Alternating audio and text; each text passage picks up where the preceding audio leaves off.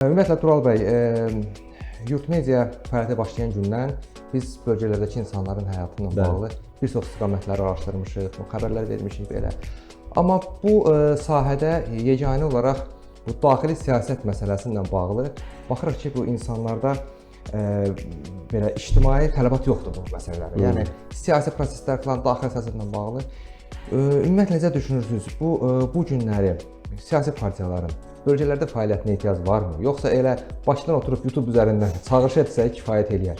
Təşəkkür edirəm. Bilirsiniz, əslində bu sual tipik Azərbaycan üçün keçərli sualdır. Yəni məsələn normal ölkələrdə, Türkiyədə, tutaq ki də indi lap Gürcüstanda, nə bilim indi nisbətən Ermənistanda, indi region desək və yaxud da başqa Avropa ölkələrində bu sualı versəz, sizə qəribə baxarlar ki, necə yəni partiyaların bölgələrdə fəaliyyətə ehtiyacı varmı, yoxmu? Bu belə bir şey olarmı? Onda partiya necə fəaliyyət göstərər, necə səs alar, necə parlamentə girər, necə bələdiyyələr qazanar, bölgələrdə səs almasa, insanlarla işləməsə, onların öz fikirlərini çatdırmasa filan. Amma Azərbaycanda təəssüf ki, Sovet dönəmindən sonra formalaşan siyasi mühit nə tam demokratikləşmiş sayılır, nə də kommunizm dönəmindəki ikisinin qarışıq bir sintezidir və bizim insanlar da o yeni dönəmə adapte ola bilmədilər. Bir müddət oldu, adaptələr oldu, insanlar məsələn aktivləşdi. Sizin də xatirənizdadır. Məsəl üçün tutaq ki, 95-ci ildə daha aktiv idi, 98-də nisbətən, 2000-də başqa parlament seçkiləri, 2003 prezident seçkiləri, 2005 narıncı inqilablar ərəfəsində parlament seçkiləri. Sonra yavaş-yavaş insanların prosesə ümidi öldü. Siz bunu həm də mənə belə gəldi ki, bu həm də yürüdülən siyasət həm də budur ki, siyasət boş şeydir, hamı söz adamlar, amma bu deyimlər var. Bunlar təsadüfi insanlar öz aralarında yaratmayıblar. Bunlar düşünülmüş şəkildə cəmiyyət arasına ötürülmüş fikirlərdir. Nə mənası var? Hamısı özünə çalışır, hamısı hakimiyyət, hamısı bir əli oynayırlar. Bunlar da gəlib bundan çox yeyəcək filan kimi fikirlər. Siz insanları prosesdən uzaqlaşdırmaq üçün xalqı belə deyək. Məsəl üçün bu dövlət, mən indi dövləti o saz ayağı deyirlər də, 3 ayaq üstündə durur da. İqtidar, müxalifət, xalq. Xalq prosesdən çəkilib, obyektiv və ya subyektiv səbəbdən də biri işinə görə, biri gücünə görə, biri inamsızlığına görə, biri nəyə görə qalıb müxalifətlə iqtidar üz-üzə. İqtidarın bütün resursları əlində var, müxalifətin heç nəyi yoxdur. Yəni burada xalq həlledici rolu oynayır. Xalq kimin yanında dursa o iqtidar olur. İzah edə bildim. İndi iqtidar da nə edir? Bu üçüncü oyunçusunu saxlasın səhnədə. Məsələn, sizə bir sual verim. Axırıncı siyasi, məsələn, səs vermədə iştirak eləməyin vacibliyi, vətəndaş məsuliyyəti, hüquqlar, vəzifələr barədə sosial çarx harda görmüsünüz siz? İctimai televiziya. Seçki ərəfəsində olur və salam. O da necə olur? Gedin səs verin. Məsələn, qapıdan girəndə belə olsun, bura olsun, səs ora verin. Sizin verdiyiniz səsi heç kim müəyyən edə bilməz. Bu gizli səs verməlisin. Gözü bu təbliğ olunmur, düzdür? Çünki amma məsələn bizim insanlar, bizim vətəndaşlar öz hüquq və vəzifələrindən ən çox bildikləri yol hərəkəti qaydaları. Çünki niyə? O işə yarayır. Onunla məsələn polislə saxlayanda, onunla mübahisə eləyəndə cərimə ödəmədən getmək olur. Praktikdir deyə hamı gedib öyrənib. Daha çətindir o. Amma yəni bizim insanlar görür ki, bu gedir səs verir, nəticə yox. Gedir aktivlik eləyir, nəticə yox. Mitinqə gedir, problem yaranır. Ona görə çəkilir. Və biz də kimlə işləyək? Məsələn indi burada studiyadır, var, işıqlar var, kameralar, televiziya aparıcı.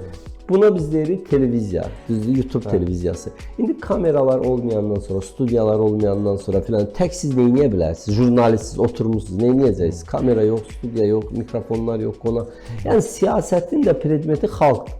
Xalqı prosesdən aralandırandan sonra, çəkindirəndən sonra biz qalmışıq təkbətək və bu gün əslində Azərbaycanda siyasi müxalifətin əsasən də müxalifət siyasi fəalları fədakarlıq hesabına ortalıqdadılar. Fədakarlıq hesabına, özveri hesabına, yəni maaş almadan, bir imtiyaz əldə eləmədən, bir üstünlük əldə eləmədən ortalıqdadılar. Ona görə 3, 5, 10, 15 nəfərdir. Məsələn, bugün Azərbaycanın ən güclü ikinci partiyası bizik.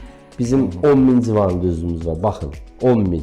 Bunu mən rəsmi deyirəm. Niyə? Çünki bu partiyaların siyahıya alınmasında bilindi nədir. Ondan qabaq hamı gəlib burada oturub deyər bizim 100.000, 80.000. Amma verilən rəqəmlər ortadadır da kim nə verir. Yəni biz indi məsələn nə etməliyik? Deyirsiniz regionlarda fəaliyyətə ehtiyac təbii ki var. Məsələn regionlarda problem yoxdur. Var. Su problemi var. işıq problemi var, biz bəzi yerlərdə az da olsa yol problemi var, düzdür, kifayət qədər yolsuzluq var, kommunikasiya problemləri var, digər yerli o hüquqlar var, məsələn torpağın alması, verilməsi filan digər məsələlərdə deyə. Bu insanlar necə öz haqlarını tələb eləsinlər? Məsələn xatırlayırsınız Söğütlüdə insanlar qalxdı ki, bu zəhərli gölü doldurmusunuz, sabah aşar-daşar. Görürsünüz nə oldu?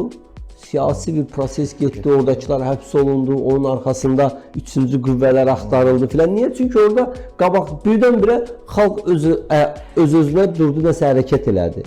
Düzdür? Yəni hamı da dedi, yox, öz-özünə heç kim təşkilatlana bilməz. Bunları təşkilatlandıran kimsə var. O kimsə kimdirsə gəl onu araşdıraq. Rusiyadan kimsə tapılaq, xatırlayırsınız, Rusiyada iş adamı filan. Amma orada fikirləşin, Ağ Partiyanın, məsələn Gədəbəy rayon təşkilatının sədri onu təşkil eləsəydi. Orada art niyyət axtarıla bilərdi. Deyəcək, müxalifətdir, bunun işi budur da, etiraz eləsin. Haqlı, haqsız, yığıb cəmaət başına etiraz edir. Düzdür, burada artıq arxa niyyət axtarılmayacaqdı. Amma insanları elə öyrətmirdi. İnsanlara deyək ki, müxalifətdən aralıdır, müxalifət təhlükəlidir filan. Bir mənada o misal nə qədər uyğundur bilmirəm, yox, o orta məktəbdə keçmiş, şir öküzləri parçalamaq istəyir. Qoşa-qoşa. İndi xalqla bizi ayırıb, bizi burada əzir, xalqı da əzir deyəndə indi belədir də. Ona görə siz deyirsiniz, regionda görsənmir. Necə görsənsin yetim? Nə ilə görsənsin? Ofis tutmağa maliyyə lazımdır, onun orada aylıq maaşı lazımdır, ən azı onun orada bir nəfər işçisi olmalıdır. Rayon icra başçısı, rayon polis rəisi, rayon DTX-nın rəisi ona gəlib ilişməməlidir. Bu bilməlidir ki, məsələn, bu orada hansısa müxalifət partiyasının sədridirsə, bunun oğlu, qızı, yoldaşı iş tapacaq, işdən qovulmayacaq. Heç kim bilirsiniz, ignor olunmaq istəmir. Heç kim qara qarğaların içində ağ qarğa olmaq istəmir. Və indi biz bax onun dəyişilməsinə çalışırıq və nisbətən yavaş-yavaş yumuşalmalar var. Bu indi 20-ci ildən bəri götürsək bu şöbə yarandı bilirsiniz siyasi partiyalar. Yəni nisbətən dəyişik. Düz deyil, məsələn adi xalqdan sorsa deyəcək heç bir dəyişiklik yoxdur. Niyə? Çünki o görmür. Biz görürük prosesin içindəyik axı. Biz indi xalq bizə baxanda görür ki, siz səliqəli səhmanlı oturmusunuz, mən səliqəli səhmanlı danışırıq. Amma xalq görmür axı mikrofonu taxan var, kameranı düzəldən var, pult arxasında oturan. İndi siyasətin də içi belədir. Xalq elə bilir ki, yox heç nə. Amma biz görürük nisbətən dəyişiklik var. İrəliyə doğru məsələn ən azı partiyaların mərkəzdə fəaliyyəti yüngülləşdirildi. Ofis problemi nisbətən mərkəzi ofis qardaş, mərkəzi ofis həll olundu filan oldu. İndi yavaş-yavaş regionlara doğru açılım eləmək istəyirik, amma hələlik görürsən ki, regionların yerli rəhbərliyi bu açılışlara tam hazır deyillər, açıq deyillər. İzah edə bildim. Yəni onlar öyrəşməyib ki, məsəl üçün də indi məsələn rayonda görürsünüz icra başçısı yığır rayon aktivlərini və yaxud rəhbərliyini hansısa rayonun hansı məsələsini müzakirə edir. Və fikirləşin, burada birdən-birə o icra başçısı öyrəşməyib ki, orada həmin rayonun müxalifət partiyasının sədri otursun, dursun cəmaətin içində bunu tənqid eləsin. Cənab başçı, sən bunu səhv edirsən, bunu səhv edirsən, bunu səhv edirsən. Amma elə olmalıdır da kimsə səhvi deməlidir. Amma biz məsələn öz rayon təşkilatlarımızın sədrlərinə tapşırmışıq. Biz məktub veririk, aparsın icra hakimiyyəti təqdim eləsin ki, bax mən filan partiyanın buradakı rəhbəriyəm, filan partiyanın buradakı nümayəndəsiyəm, burada bizim fəaliyyətimiz hüquqidir, qanuni. Sizin mənə sözünüz olsa əlaqə nömrələrim budur, mənim də sizə söz. Yəni bizim məqsəd illa da iqtidarı yıxmaq deyil, axı bizim məqsəd o problemlərin həllidir. Əgər bunu bu icra başçısı eləyirsə, qoy eləsin də gələk tənqid eləyək. Elə rayon icra başçısı var ki, bizim sədr bura gələndə bütün gün onu tərifləyir. Deyirəm, qardaş, amma deyil, doğrudan deyilədir. Yəni, eləsi də var ki, da. Yəni, bu baxımdan sizin sualınız biraz geniş cavab verdim, anlaşılandır. Amma biz bunun həlli istiqamətində işləyirik. Yəni də xalqın inamını qaytarmaq, xalqın ki, yox, qardaş, müxalifət o qədər də təhlükəli deyil, müxalifət olmaq lazımdır, bəzən sözü demək lazımdır filan kimi izah edirik. Təəssüflə qeyd eləməliyik ki, müstəqillikdən bu yana xalqı ümidlərini, inamını çox öldürüblər, sındırıblar, itiriblər. Yəni bu iqtidara aid deyil də, iqtidar təbii öz işini görməlidir, özünü qorumaq üçün. Söhbət müxalifətdən gedir. Hə, bura gəlin, məsələn, Qələbə meydanına gəlin, oradan o tərəfə mən sizi aparacağam. Biri deyirdi, aeroporta gəlirəm, gəlin aeroporta, oradan inqilab eləyəcəm.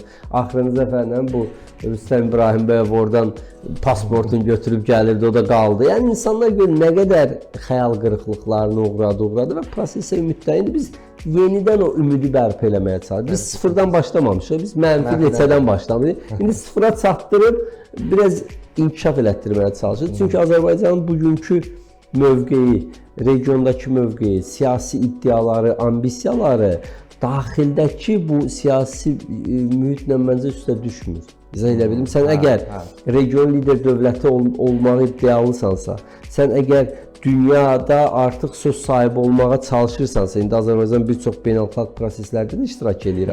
Həm Turan ideyası var, Türk-İslam birliyində iştirak edir. Eyni zamanda məsəl üçün İsrail Türkiyəni barışdırır. Bir də göz Rusiya ilə kimisə deyir, gəlin burada görüşün, Ukrayna məsələsini. Yəni bu iddialara görə daxildə də nisbətən demokratik mühit olmalıdır. Daxildə sağlam olmalıdır ki, sən o addımları rahat atasan. Yoxsa sizə Ərdoğanın xoşuna gəlir, bir orada nədir bu Özgür Özel çıxsın ağzına gələni danışsın. Yəni Ərdoğan da onun belə deyə sağın solun qayçılayıb qoya bilərdi, amma lazımdır. Çünki daxildə möhkəm olmaq lazımdır. Elə bilin ki, müxalifət və müxalifətin güclü olmağı bədənin immun sisteminin güclü olmağıdır. Yəni əgər müxalifət yoxdursa bədən tənbəlləşir. Heç kimlə mübarizə aparmır, düzdür? Bədən tənbəlləşir və bütün mikroba, virusa açıq hala gəlir. İndi bizdə müxalifət daxildə güclü olmasa dövlət daxildə güclü ola bilməz. Siz demişəm, mənfidən başlayırsınız bu işlərə. Yox, təəssüf ki, bəli. Düzdür, yəni biz mənim özüm cavanlığım 18 yaşımdan müxalifətdəyəm, amma indi biz o şey kimi də orduda müqayisə eləsə, əskər olursan, serjant olursan, leytenant olursan, kapitan, biz generala çatana qədər aləm dəyib bir-birinə gəlib mənfidən başlayır.